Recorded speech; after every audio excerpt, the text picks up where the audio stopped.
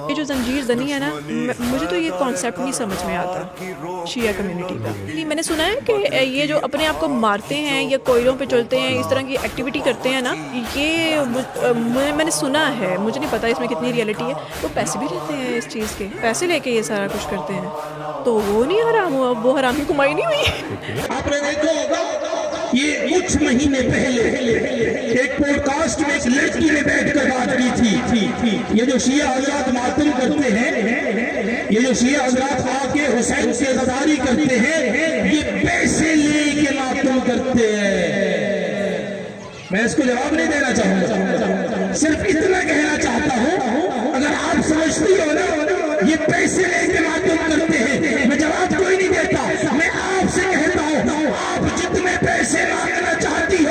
آؤ مانگو، پیسے نہیں دوں گا، آؤ ہلکے میں ڈھل کے ماتم کر کے دکھا دو۔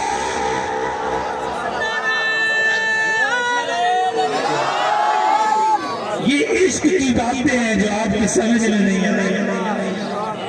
یہ ہمارا حسین کے ساتھ عشق ہے، یہ ہمارا اہل بیت کے ساتھ عشق ہے، اور عشق کو پیسوں سے خریدا نہیں جاتا، عشق کی